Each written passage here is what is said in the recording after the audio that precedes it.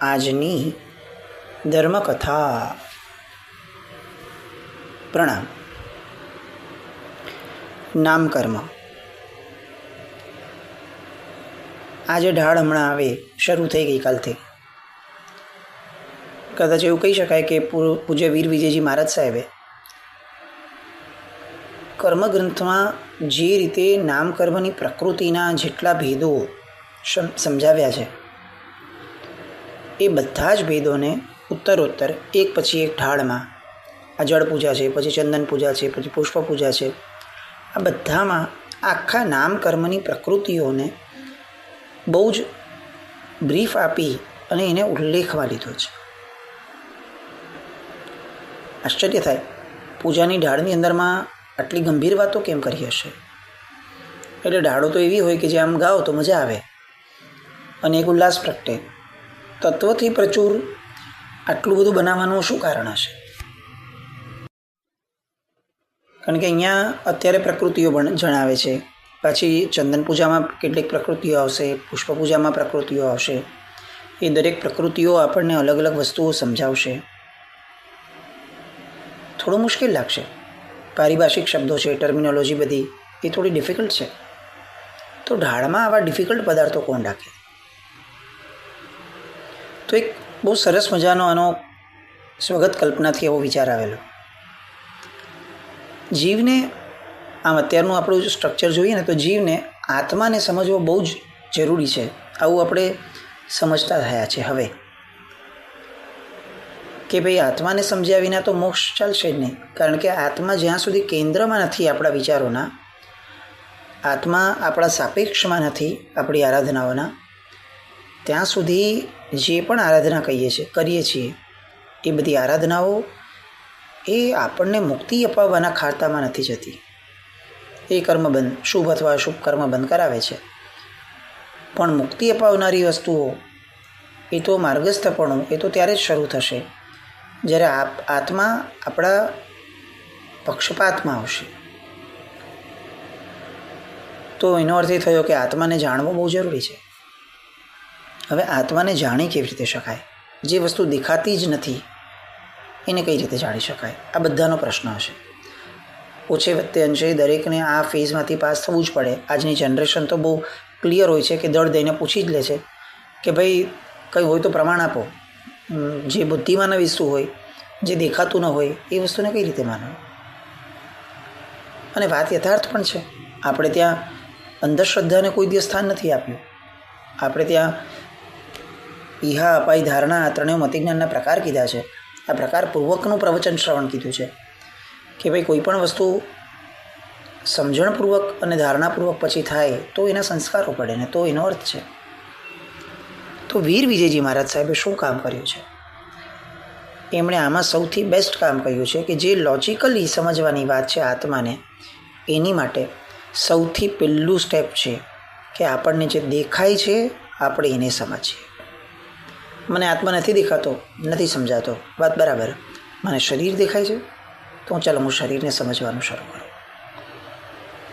જે માણસ શરીરને સમજશે, પોતાના એની એક એક મૂવમેન્ટને સમજશે, એની એક એક વસ્તુઓના ડેપ્થને સમજશે, એ શરીરની અંદર રહેલા આત્મપ્રદેશને સમજવામાં એને બહુ સરળતા પડશે. જે માણસ શરીરને પણ નથી સમજવા તૈયાર એ આત્માને ક્યારેય નહીં સમજી શકે. શરીરની મૂવમેન્ટ, શરીરની નાનામાં વસ્તુઓ, એના કારણો, આ તો બધી દેખીતી વસ્તુઓ છે. તો પ્રશ્ન થવો જોઈએ, જેમ કે આપણે ગઈકાલે જોયું કે ભાઈ કર્મ જે છે તો પ્રકૃતિ છે. તો પ્રકૃતિની અંદરમાં કોઈ કાળો, કોઈ ગોરો, આવું થાય છે. તો આવો પ્રશ્ન તો સહેજે થવો જોઈએ કે દુનિયામાં આવું બધું ભેદ કેમ હશે? કારણ કે બધાના નામ કર્મો અલગ અલગ છે. તો આજે આપણે એ પ્રકારે આ પ્રકૃતિઓને સમજવાનો પ્રયત્ન કરશું. ગઈકાલે આપણે જળ પૂજાની અંદરમાં 4 ગાથાઓ જોઈ હતી.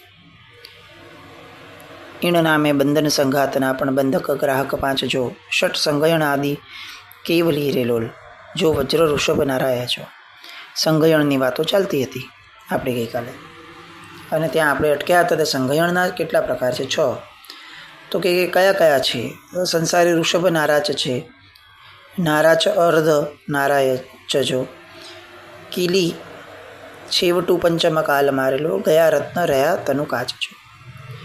ઋષભ નારાચ, નારાચ, અર્ધનારાચ અને કીલિકા સંગયણ હોય છે. જે જીવો સંસારવર્તી છે એ બધાને આ 5 કર્મો એના ઉદયથી જીવને સંગયણ મળે. સંગયણ એટલે આપણે ગઈકાલે જોયું કે હાડકાનું માંસનું એવી રીતનું સ્ટ્રક્ચર કે જે સ્ટ્રક્ચરના આધારે એક પ્રકારની શક્તિ શરીરની અંદરમાં જનરેટ થાય. આ સંગયણ છે. આ 5મો કાળ છે. તો આપણને અત્યારે છેલ્લું સંગયણ જ હોય છે. છેલ્લું સંગયણ નહીં અને પહેલાં સંગયણની કમ્પેરિઝન કરીને છેલ્લે લખે છે કે ગયા રત્ન રહ્યા તનુ કાચ જો. રત્ન જેવા દેહ એ હવે ન રહ્યા, હવે કાચની બરણી જેવા શરીર જ રહ્યા. આપણા શરીર પણ અત્યારે આપણે જોઈએ છે ગમે ત્યારે ભાંગી પડે છે. આપણને પ્રશ્ન થવો જોઈતો હોય. ઘણીવાર નાના હતા ત્યારે થતો હતો કે વર્ધમાન સ્વામી ભગવાનનું ચરિત્ર સાંભળીએ, અન્ય તીર્થંકર ભગવંતો કે કેવડી ભગવંતોનું ચરિત્ર સાંભળીએ ત્યારે એવું લાગે કે આ લોકોનો કોઈ આવી રીતે પટક્યા, કોઈ આવી રીતે એમના પગ નીચે ચૂલો કર્યો, કોઈએ આટલું બધું મોટું કાળચક્ર એમની પર છોડ્યું, જમીનમાં ઘૂસી ગયા, પાછા ઊભા થઈ ગયા. શરીર કેવી રીતે સહન કરી શકે? આપણને આનો 5% પણ થાય, 5% તો બહુ વધારે છે, 2% પણ થાય તો પણ આપણે મરી જ જઈએ. સહન કરવાની કે એને ન સહન કરવાની કોઈ પણ વસ્તુનો ઓપ્શન જ આપણે આગળ નથી રહેતો. તો આ બધા આવી રીતે કેવી રીતે સહન કરી શક્યા? કેટલીક વાર એવું લાગે કે આ બધું ફેક્ટિશિયસ હશે, આવું થોડી હોય કંઈ, પણ આવું હોય છે. કેમ હોય છે? એનો જવાબ અહીંયા છે. કારણ કે 5 પ્રકારના સંગયણ આપણને બધાને છે અને એ જે લોકો જન્મ્યા છે એ બધાને 6ઠ્ઠું સંગયણ હતું, એટલે કે પહેલું સંગયણ હતું. આ પહેલું સંગયણ જેનો હોય એના શરીરનો બાંધો એવી રીતે હોય કે શરીર પોતે પોતાને હીલ કરી લે. એને પટકો તો એ તૂટી ન જાય, એને પટકો તો એ લોક સિસ્ટમ ટાઈપનું હોય. આપણા હાડકાઓ જે છે ને, હવે જે આ બાયોલોજીની ફિલ્ડમાં છે એનો ખ્યાલ આવશે કે આપણે સ્ટ્રેટ છે ને વચ્ચે જેલ છે, એટલે બંને વચ્ચેના જેલ કે વચ્ચેની કોઈ પણ વસ્તુના આધાર ઉપર હાડકાઓ ઊભા છે. જ્યારે આ લોકોના હાડકાઓ જ એકબીજા સાથે જોડાયેલા હોય અને ઇન્ટરલોકિંગ સિસ્ટમથી જોડાયેલા હોય એટલે શું થાય કે હાડકાં તૂટે નહીં. હા, વાગે, ઘસારો પહોંચે, વેદના થાય એ બરાબર છે, પણ તૂટી ન જાય સાવ. એ સંગયણની શક્તિ એવી છે. તો આ પ્રકારનું સંગયણ કેવી રીતે આટલો બધો ફરક પડે? એવી રીતે ફરક પડે કારણ કે એ લોકોના નામ કર્મો અલગ અલગ છે. તો આવા બધા જે મિથ ભ્રમ લોકો આપણને જન્માવે છે કે ભાઈ આ પહેલાંના કાળમાં લોકો આ કરતા હતા, આ કરતા હતા, આ કરતા હતા, આપણને એમ લાગે કે આવું કેવી રીતે શક્ય હોય? પણ આ સંગયણ બળના કારણે છે. આજથી 80 વર્ષ 100 વર્ષ પહેલાં લોકો જે રીતે જે સ્પીડમાં પહેલો બીજો ત્રીજો માળ ચડી જતા હતા, આજે આપણે નથી ચડી શકતા. આપણને લિફ્ટ આવી ગઈ તો આપણને એવું લાગે કે સંગયણ તો બધાનું છેલ્લું જ છે, તો પણ આટલો મોટો ફરક? કે યસ. કેવી રીતે ફરક પડ્યો? તો કે પહેલાંના લોકો માનસિક રીતે દ્રઢ હતા, નંબર 1, કે ભાઈ એમાં કંઈ નહીં.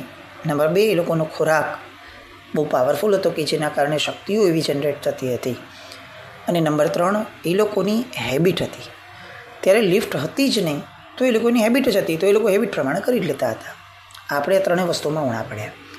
તો જો દેખીતી રીતે 100 વર્ષના ફરકમાં આટલો આપણને ફરક દેખાય છે, 100થી પણ ઓછા વર્ષના ફરકમાં, તો જ્યારે છેલ્લું ને પહેલું સંગયણનો ડિફરન્સ આવી જાય, આરાનો જ ડિફરન્સ આવી જતો હતો, ત્યારે તો આવો ફરક હોય એ સામાન્ય છે. સો ઇટ ઇઝ એપ્લિકેબલ કે ભગવાન સમયે આવું થતું હતું. ભગવાનને કેવળ જેમને કેવળ જ્ઞાન થયું એ બધાનો ઉપસર્ગો સમયે, તો એ સ્વીકાર્ય છે, એ ભ્રમ નથી. એવું આ નામ કરવાની પ્રકૃતિ દ્વારા આપણને સમજાય છે.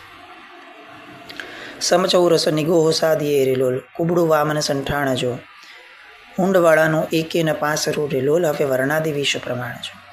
હવે 8મી પ્રકૃતિ સંસ્થાન નામની છે, એ સમજાવે છે. સંસ્થાન એટલે શેપ, આમ પ્રકાર. સમચોરસ, ન્યગ્રોધ, સાદી, કુબ્જ, વામન અને હુંડ સંસ્થાન. આ પ્રકારના 6 સંસ્થાન હોય છે. એમાંથી હુંડ નામનું જે સંસ્થાન છે એ આપણું અત્યારે છે. એની અંદરમાં એકેય અંગ સીધું નથી હોતું. એ આપણું હુંડ નામનું સંસ્થાન. અત્યારે આપણે જે હુંડા અવસરપીણી કાળ પણ કહીએ છીએ, તો આ અવસરપીણી કાળમાં સંસ્થાન શરીરોના કેવા હોય, અંદરનું સ્ટ્રક્ચર એ કેવું હોય તો કે એ હુંડ નામનો હોય છે, જેની અંદરમાં એકેય અંગ સીધું નથી હોતું. તો આ પણ નામ પ્રકારનો પ્રકાર છે કે જેની અંદરમાં આપણને સંસ્થાન એનું ઇન્ટરનલ સ્ટ્રક્ચર જે છે, ફોર્મેશનનું સ્ટ્રક્ચર, એ આપણને આ 6 પ્રકારના અહીંયા એમણે જણાવ્યા છે. હવે વર્ણાદિ વિશે પ્રમાણે જો, એટલે અહીંયા વર્ણ, ગંધ, રસ અને સ્પર્શ એના 20 પ્રકાર અહીંયા એ આવે છે, એ વાત કરે છે. વર્ણ, ગંધ, રસ અને સ્પર્શ. મનુષ્ય તરીકે આપણે આ ચારેય વસ્તુઓ એક જ ટાઈમે અનુભવી શકીએ છીએ. કોઈ પણ વસ્તુનો વર્ણ જોઈ શકીએ છીએ, એની ગંધ લઈ શકીએ છીએ, સ્મેલ, એનો રસ અનુભવી શકીએ છીએ, અને સ્પર્શનેન્દ્રિય, આપણી જે ઇન્દ્રિયો છે, ચામડીથી સ્પર્શ જ અનુભવી શકાય, જીભથી રસ અનુભવી શકાય, નાકથી ગંધ અનુભવી શકાય, અને આંખેથી વર્ણ એ જોઈ શકાય. હવે ગંધ વર્ણ ફરસ રસ પૂગલારે વિષ સોળે બોલે ગ્રહ વાય જો, જીવું યોગ્ય ગ્રહણ વડે વર્ગણારે લોલ રાગ દોષને રસ ઘોડાય જો. ગંધ, વર્ણ, સ્પર્શ અને રસ એ 4ના 2, 5, 8, 5 એમ પ્રકારો પડે છે. એ 20માંથી 4 સ્પર્શ સિવાયના 16નું ગ્રહણ એક સાથે થાય છે, એટલે એક સાથે 16 બંધાય છે. જીવને ગ્રહણ કરવા યોગ્ય 8 પૂદગલ વર્ગણા છે, જેની રાગ દ્વેષના આધાર ઉપર એની વર્ગણાને જીવ ગ્રહે છે અને કર્મનો બંધ કરે છે. ઊંડી વાતો છે, આપણે ડેફમાં બહુ એટલા માટે નથી જતા આ વસ્તુની, કારણ કે પછી વસ્તુ બહુ લાંબી થશે અને કદાચ મોનોટોનસ થતી જશે કે ભાઈ આમ બધું જ બહુ તાત્વિક જાય છે. પણ ઇન શોર્ટ સમજવા જેવી વાત આ છે કે આપણે મનુષ્યો છીએ કે જે પણ સંજ્ઞી જીવો છે એ કોઈ પણ વસ્તુને જોઈ શકે છે, સૂંઘી શકે છે, એના જીભ દ્વારા એના રસને ટેસ્ટ કરી શકે છે, અને સ્કિન દ્વારા એ સ્પર્શને ફીલ કરી શકે છે. આનું પૂર્વી ગતિ ચાર નિરેલોલ જાય તાણે વૃષભ ઘરનાથ જો, શુભ અશુભ ચાલી ચંડી કરેલો શુભ વીરને વળગ્યો હાશ જો. એની પછી આનું પૂર્વી નામનું કર્મ આવે. આના પણ 4 પ્રકાર પડે. બળદને ખેંચીએ તો પણ અંતે ભાગીને પોતાના ઘર તરફ જાય.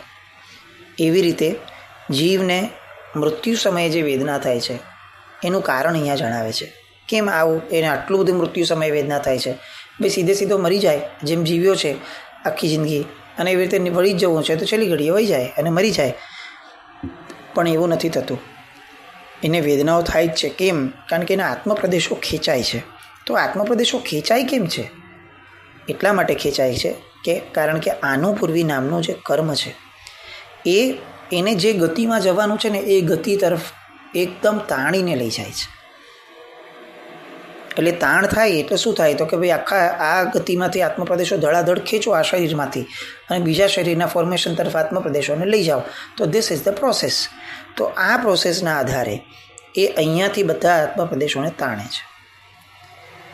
પછી તો પિંડ પ્રકૃતિને વિહાયો ગતિ કર્મની, એટલે કઈ ચાલથી આત્મપ્રદેશો ત્યાં જાય એ ચાલનું વર્ણન એ અહીંયા વિહાયો ગતિ કર્મના આધાર ઉપર અહીંયા થાય છે. ઇન શોર્ટ આપણે એક સ્ટ્રક્ચર સમજ્યા. એક એક્ઝામ્પલ લઈએ. દૂધ છે, દૂધની અંદરમાંથી દહીં બને છે. ઓકે, હવે આ પ્રોસેસને તો આપણે જોઈએ છીએ, જાણીએ છીએ, તો આપણે આ પ્રોસેસમાં જઈએ. શું થાય છે? દૂધને સૌથી પહેલાં ગરમ કરવું પડે છે. એ ગરમ કર્યા પછી એને ઠંડુ કરવું પડે. એ ઠંડુ કર્યા પછીથી દૂધથી વિરુદ્ધ પ્રકૃતિનું એવું દહીં, એનું મેળવણ એ દૂધની અંદરમાં નાખવું પડે છે. એ નાખ્યા પછીથી હવે એને સ્થિર રાખવું પડે છે. એકદમ સ્થિર એ કેટલાક કલાકો રહે એટલે શું થાય તો કે અંદર જે મેળવણ ગયું છે એ ધીરે ધીરે દૂધના જે સ્ટ્રક્ચરના જે મોલેક્યુલ્સ છે એને એ ફર્મેન્ટ કરવાનું શરૂ કરે છે. એને ફર્મેન્ટ કરતાં એક સ્ટેજ એવો આવે છે કે જ્યારે બધા જ એના મોલેક્યુલ્સ એ દહીં સ્વરૂપે પરિણમી જાય છે અને દહીં બની જાય છે. હવે આ દહીં એટલું બધું જામ થઈ ગયું કે ગોળા જેવું થઈ ગયું. આપણે આખી તપેલીને ઊંધી પણ કરીએ તો પણ જો દહીં બરોબર જામ્યું હશે તો એ દહીંનો એક ટીપું પણ નીચે નહીં પડે. કેમ? કારણ કે ગોળા જેવું જામી ગયું છે. આપણને પ્રશ્ન એ થાય કે આખા પ્રોસેસમાં કઈ રીતે આટલું બધું ચેન્જ થયો? ફક્ત એક મેળવણ નાખવાથી ચેન્જ થઈ ગયો? તો કે ના, મેળવણ નાખવા માત્રથી ચેન્જ નથી થયો. એનો સ્ટાર્ટિંગનો પ્રોસેસ હતો કે એને ગરમ કર્યું હતું. શું થયું તો કે દૂધના પોતાના જે મોલેક્યુલ્સ હતા એ મોલેક્યુલ્સને ગરમ કરવા દ્વારા, આપણે એને હીટ આપવા દ્વારા એને કેટલાક માઇલ્ડ કરી દીધા. ઇટસેલ્ફ એ માઇલ્ડ થઈ ગયા છે. હવે એની પછીથી એને ઠંડુ પાડ્યું, કારણ કે ગરમા ગરમ જ્યાં સુધી એ છે ત્યાં સુધી આ મેળવણ એમાં અસર નહીં કરી શકે. એટલે પહેલાં દૂધને ઠંડુ રાખવા દીધું, ઠંડુ પાડ્યું. એ પછીથી મેળવણ નાખ્યું. મેળવણ નાખવા માત્રથી કામ થઈ જશે? મેળવણ જ કામ કરશે? તો કે ના, મેળવણની સાથે હજી એક વસ્તુ કામ કરશે. કઈ વસ્તુ? તો કે હવે દૂધને સ્થિર રાખવું પડશે. આ અનુભવ હશે આપણો કે મેળવણ નાખ્યા પછી વારંવાર જો તમે દૂધને હલાવી રાખો કે મેળવણ બરોબર મિક્સ થઈ જાય તો સારું, મેળવણ બરોબર મિક્સ થઈ જાય તો સારું, આવું કરનાર વ્યક્તિ કોઈ દિવસ દૂધમાંથી દહીં બનેલું પામી નથી શકતો, મેળવણ નાખ્યા છતાં. તો મેળવણ નાખવું એટલે કે એક વિરુદ્ધ પ્રકૃતિની વસ્તુ નાખવી એ જેમ જરૂરી છે એટલું જ જરૂરી છે કે સ્થિર રહેવું, દૂધને સ્થિર રાખવું. તો આ સ્થિરતા, વિરુદ્ધ પ્રકૃતિનું મેળવણ, એના કારણે થતો આખો એક પ્રોસેસ, એ ફર્મેન્ટેશન, એ બધી વસ્તુઓ દ્વારા દૂધમાંથી દહીં તૈયાર થઈ જાય છે. તો કોઈ એક પ્રોસેસને આપણે આ રીતે સમજવો પડે. સિમ્પલી આપણે વિચારી લઈએ છીએ કે દૂધમાંથી દહીં થઈ ગયું, એ રીતે નહીં થાય. પહેલાં દૂધને સમજવું પડશે, પછી પ્રોસેસને સમજવું પડશે, તો દહીં બનેલાની આપણને એકચ્યુઅલ જાણકારી મળશે. પૂજ્ય રામચંદ્ર સુરી મહારાજ સાહેબ, પૂજ્ય મુક્તિદર્શન મહારાજ સાહેબ, આ બધા મહાત્માઓ જ્યારે ગણધરવાદનું પ્રવચન આવતું હતું પર્યુષણાનું, ત્યારે ક્યારેક આ દૃષ્ટાંત લેતા, આખું દૃષ્ટાંત ચલાવતા કે જીવ મનુષ્યમાંથી સિદ્ધ કઈ રીતે થાય છે. તો એ પ્રોસેસને સમજાવવા માટે એ લોકો એક્ઝેક્ટ આ જ રૂપક લેતા હતા. દૂધમાંથી છેલ્લું ઘી જે બને છે, એ ઘી બનાવવાનો જે આખો પ્રોસેસ છે, દૂધમાંથી દહીં, દહીંમાંથી છાશ, છાશમાંથી પછી એમાં માખણ બનીને માખણમાંથી છેલ્લે ઘી બને. તો એ આખો જે પ્રોસેસ છે, એ પ્રોસેસને એ લોકો સમજાવતા અને સમજાવી અને એ એક્ઝેક્ટ પ્રોસેસને, દૂધને આત્મા તરીકે ગણ્યો અને ઘીને સિદ્ધાત્મા તરીકે ગણ્યો. વચલી જે આખી પ્રોસેસ છે એ પ્રોસેસ એ લોકો આ રીતે સમજાવતા અને એના દ્વારા જીવે ક્યાં ક્યાં કઈ કઈ રીતે કયા કયા સ્ટેપ્સ લેવા પડશે એની બહુ ક્લિયર માહિતી આપતા. અને આ એમનું લોજિકલ ગણધરવાદ હતું કે આત્મા છે એ પૂરું થતું, કારણ કે આવું કરનાર વ્યક્તિ આત્મા એ સિદ્ધાત્મા બની શકે છે. દેટ મીન્સ એનો આત્મા બેઝિકપણે છે તો જ થઈ શકે. આજે આ યાદ એટલા માટે આવે છે કારણ કે જ્યાં સુધી આત્માને નહીં સમજીએ, પ્રોસેસને નહીં સમજીએ, ત્યાં સુધી મોક્ષ નહીં મળે. એવી રીતે શરીરની અંદરની ભીતરની આપણી બધી પ્રોસેસ એ ન સમજીએ ત્યાં સુધી આત્મા નહીં સમજાય. હું આમ સિમ્પલી પ્રશ્ન કરું કે આત્મા છે એવું આવું હું બિલીવ કેમ કરું? જ્યારે મને બધું જ મારું દેખાય છે, સાયન્સ મને દરેક વસ્તુઓના જવાબ આપે છે, દરેક વસ્તુ કરીને આપે છે, તો પછી આત્મા કઈ રીતે માનું? આવો પ્રશ્ન સાહજિક રીતે મને થાય તો મને બહુ કેટલાક એમ સામાન્ય પ્રશ્નો થાય કે ભાઈ મારા શરીરની અંદરમાં બીજી બધી વસ્તુઓને હું મોટિવેટ કરું છું અને થઈ જાય છે, પણ બ્લડનું સર્ક્યુલેશન જે છે એ સર્ક્યુલેશન કોણ કરાવે છે? એની માટે શરીરને કોણ પ્રેરે છે? આ આખું જે અંદર મશીન ચાલ્યું છે એ મશીનની ક્યાંક કોઈક સ્વિચ તો હશે કે નહીં? આપણે ગઈકાલે છે ને 5 પ્રકારના શરીર જોયા. એમાંથી એક શરીર હતું કાર્મણ શરીર. What is that? કાર્મણ શરીર એટલે આપણું પૂર્વભવથી લાવેલું કર્મનું શરીર. એ શરીર જે છે કાર્મણ, એ આપણી બોડીને એક ઇન્સ્ટ્રક્શન આપે છે, એક બેઝ આપે છે. એ કાર્મણ શરીર દ્વારા એક આખોને આખો ચિત્તનો આપણો એક ભાવ ઊભો થાય છે, જેને સબકોન્શિયસ માઇન્ડ આપણે કહીએ છીએ. એ ઓર્ડર કરે છે કે હવે આ કર. તો એ આવો ઓર્ડર કેમ કરે છે? કારણ કે એને પૂર્વભવમાં આવા ઓર્ડરનો આદત પાડી છે. તો એ જે આદત પાડી એના આધારે એ આપણો આ ભાવ બનાવવા ઈચ્છે છે અને એના ઓર્ડરો આપણે સમજશું આ ભાવમાં તો ખ્યાલ આવશે કે કેટલીક વસ્તુઓ નબળી કરાવવા માંગે છે શરીર, મગજ આપણી પાસેથી. એ સમયે વર્તમાન સમયનું પુરુષાર્થ, માનસિક પુરુષાર્થ, એ આપણને એ ખોટી દિશા તરફ જતાં અટકાવશે. તો આ આખું તંત્ર જે છે એ નામ કર્મના સ્ટ્રક્ચરની ડેપ્થમાં જતાં જ આપણે સમજી શકશું. આજે જેમ થયું કે ભાઈ શરીરનું ફોર્મેશન, સંસ્થાન, આ બધી વાતો જે આપણે સમજીએ છીએ એ કેમ છે? તો કે એના દ્વારા ખ્યાલ આવશે કે શરીર આવું છે અને આવું કેમ બને છે? કારણ કે આ પ્રકારનું નામ કર્મ આપણું છે. કોઈકનું અલગ, મારું અલગ, કોઈક કાળો, કોઈક ગોરો, કોઈક ઠીંગણો, કોઈક હાઇટેડ, કોઈક પૈસાદાર, કોઈક આવો. આ બધામાં મૂળ મારા બોડીને ફોર્મેશનને લગતા જેટલા પ્રશ્નો છે એ બધાના જવાબ અહીંયા છે. તો આ વસ્તુઓને આવતીકાલથી પણ કેટલીક પ્રકૃતિઓ બીજી શરૂ થશે ચંદન પૂજાને લગતી, પણ એ બધામાં આપણે થોડું મગજને એટલું એલર્ટ રાખીએ કે આપણે થોડા લોજિકલ બનશું, શરીરને સમજવાનો પ્રયત્ન કરશું, તો જ આપણે આત્મા સુધી પહોંચવામાં સરળતા પામી શકશું. જીનકના વિરુદ્ધ કંઈ પણ બોલાવ્યું હતું. અચ્છા મિત્રો, જય ન જય અતિશાસ્ત્ર.